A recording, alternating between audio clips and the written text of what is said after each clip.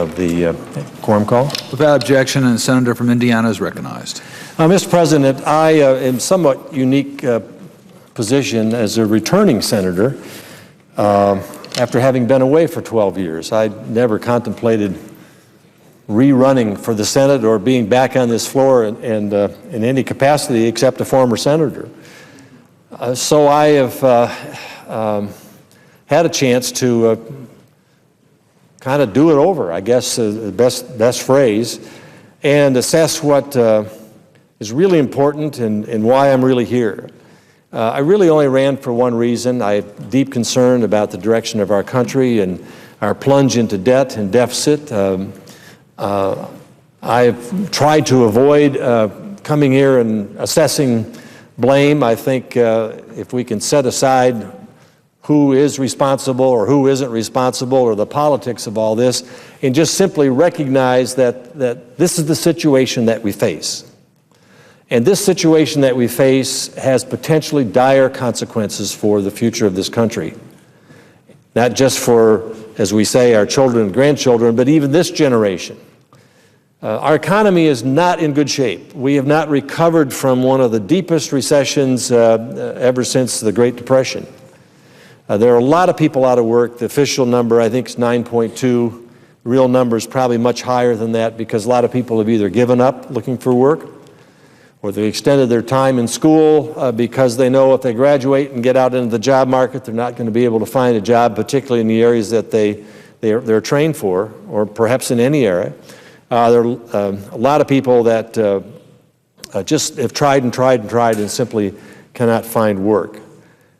It's clear, and I think there is a consensus, if not a total consensus, at least pretty close to total consensus, that we simply have run out of money. As a government, we've made promises to people that we can no longer afford to pay and fulfill, at least at 100%, or we're moving very quickly toward that. That we have enjoyed a lot of largesse, a lot of prosperity.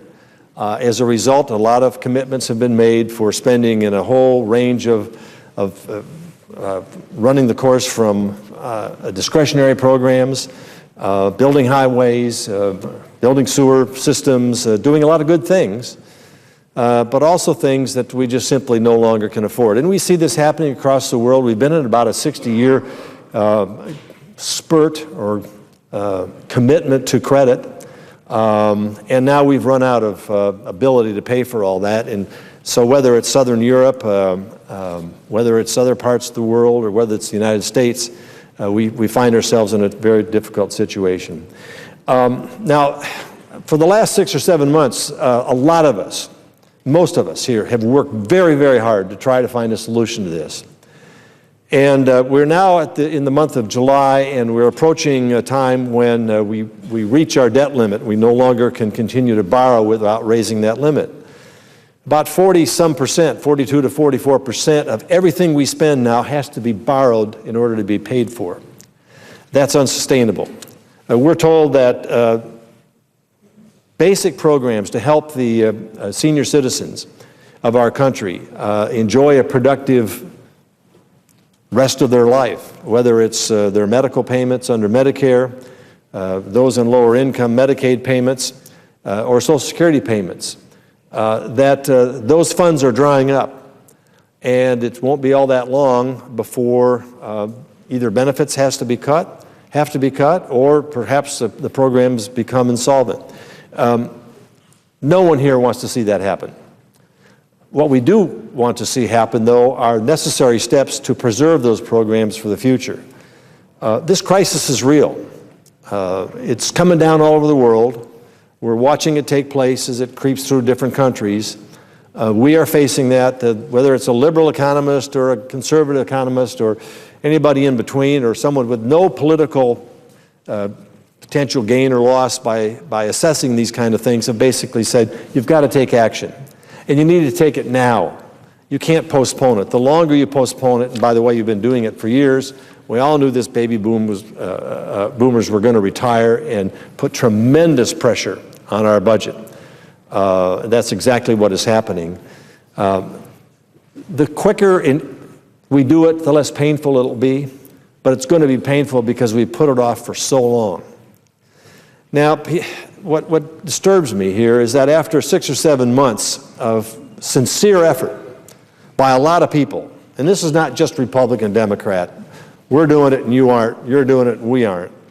But this is people who genuinely have a concern about the future of this country and feel that we need to address these issues, as painful as they are. And it goes against our political instincts of preparing ourselves and positioning ourselves for re-election, whether it's 2012 or beyond.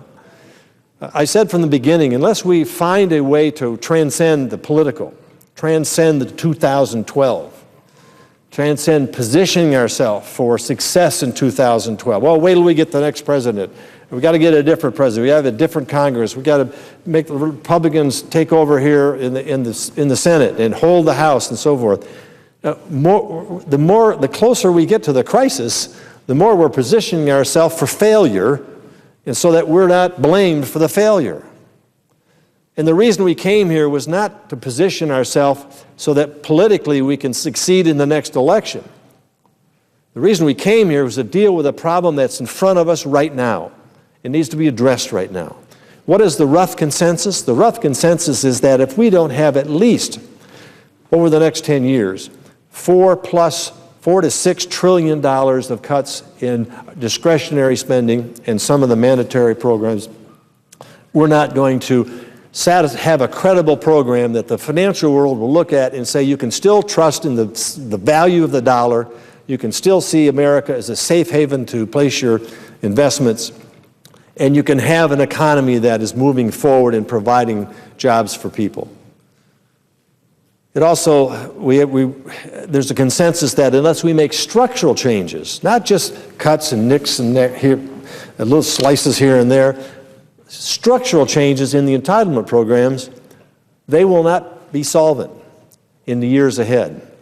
And we will have to turn to those senior citizens and beneficiaries and low-income people and just say, well, I'm sorry, we just simply can't pay you what we had committed to pay you. Your benefits are going to have to be lower, or we're going to have to raise taxes to pay for it. And without comprehensive tax reform, you're not going to have the kind of package that you need in order to guarantee or to at least make the best assurance that you will have a dynamic, growing economy which can solve some of our problems here. So it's not just cutting, it's not just growth, but it's a combination of that in structural reform that is necessary as a package. And that's what we've been debating and debating how to get there. What's disturbing to me lately is that we have shifted away from that central focus and now are focusing on who's going to take the blame when we default or don't default on August 2nd. And a lot of political posturing around here. It's not about corporate jets, and it's not about a number of things that have been, it's not about all these ads out there and mailings and so forth going out on, Congress is going to take away your Social Security benefits. Congress is going to slash your Medicare benefits. I guess what I'm asking for is that we acknowledge the reality of the situation that we're in, that we do our very best effort to put this above the politics of 2012 and work to find some sensible solution to all this. Now, comprehensive tax reform can potentially, I believe, provide a way to address the need for revenue and the need for growth. As we know, there are multiple hundreds, if not thousands, of special expenditures, exemptions, subsidies, credits in the tax code that were put in for the few and not the many, that have complicated our tax code to the point where no one can understand it except someone with an advanced degree in accounting or law, that provide all kinds of special interest subsidies, but yet which do not support the needed growth that we have to have. And so tax reform, as a part of whatever program we finally come up with, I believe is essential. Now, Senator Wyden and I, on a bipartisan basis, Democrat from Oregon, a Republican from Indiana, have put together a provision. We don't call it perfect. We're open to suggestion. But what it does is it eliminates those special exemptions and uses the revenues from that to lower the tax rates. On our corporations, we pay the highest tax rate of every one of our competitors except one around the world. There's about 36 that compete around the world to sell their products in the world. And we're 35th out of 36. We want to get us down to a level playing field with the rest of them because we think we can outcompete and beat them, and that'll be a significant positive impact on our economy. And so using those revenues as a way of addressing some of the needs that we have here is certainly something that we ought to be exploring. Lastly, let me just say, we need to focus on the reality of the situation in a personal way because we just get caught up in numbers and we get caught up in generalities. What are we trying to do? We are trying to get this economy moving again so that people who have been searching for work for 2 and 3 years can get a job back, so that young couples have the opportunity to buy a home in which to raise their family, so that parents who are saving and trying to get their children into good schools for postgraduate education or post-secondary education have the ability to do that, so that college graduates and graduate school graduates can come out of school with a degree and find a place to work and begin a career, so that people who are really hurting have an opportunity to bring income in so that they don't have to be in a situation where they're on the dole. We owe it to the people of our country that are suffering right now, and there are many. We owe it to this nation, which has provided so much opportunity and so much prosperity for so many people. No country in the world in our history has come close to what America has achieved. We owe it to our children and our grandchildren who will inherit what we have done or not done. And the reality is we are loading and transferring a debt load on our children and future generations that they may not be able to overcome. I don't want to leave that legacy. I don't want to be part of a generation that does that. But we have to recognize that we're hurting now as well as going to be hurting in the future. And so it's time, I think, for us to stand up and do what is necessary to address this problem. You know, my mail is running 100 to 1 in favor of cutting government spending. And it's running 100 to 1 against cutting anything in Social Security or Medicare or touching that. And it's running against all kinds of other programs, and I have people coming into my office every day saying, you know we've got to get our fiscal house in order, but let me tell you why our program needs to be exempted. And so we're used to, we want to, as politicians, we want to say yes to people. As responsible elected officials, faced with a very, very difficult situation, we have to, with compassion, look at people and say, no, we're not able to do this. We're not able to afford this. But we're taking this action so that we can in the future. We're taking this action so that we can leave future generations with the same types of opportunities that our generation has enjoyed and the benefits that come from living in America. That may cost some people their elections. There are a number of people here are willing to sacrifice for that purpose.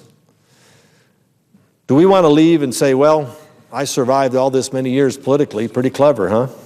Or do we want to leave here saying, at the right time, we did the right thing?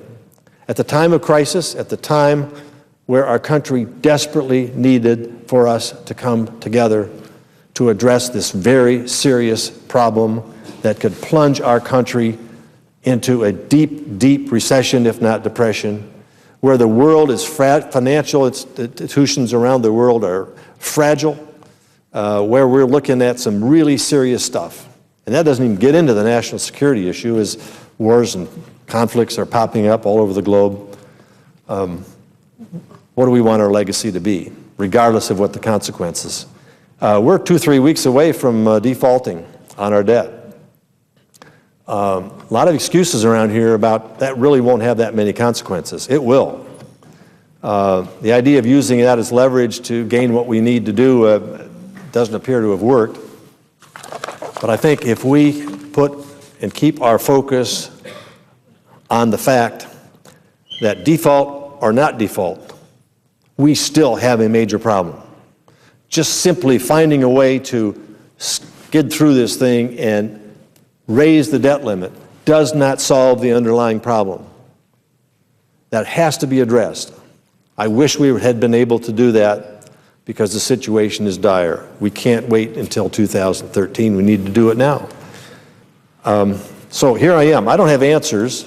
I have some guidelines from people who know a lot more about this than I do, people who don't have a political stake in this, in terms of what they think we need to do to put together a package that has credibility with the financial world, so that what has happened in Greece and maybe in Portugal and in Ireland and maybe now in Italy or maybe in Spain, maybe in Europe, maybe in other places of the world, so that is happening there will not happen here, because we have restored some confidence and restored some faith that in the American people and in the investment communities in the United States and across the world, which see the United States as a safe haven for their money. Put some credibility into our program here that we have seen the problem, we have recognized it, we have taken meaningful steps, and while it'll take us a while to get there and while it'll be painful, America has come through. I think it was Winston Churchill who said that America does all the wrong things before ultimately it does the right thing. Well, we spent a lot of years doing the wrong things here, not recognizing that we were building up a fiscal situation which would be unsustainable and that our debt would come back to haunt us. We've tried a lot of methods and postponements and deferments and everything else. What we haven't done is really stand up to the problem that we have, do what is necessary, take this above politics, do what's right for America. Mr. President, with that, I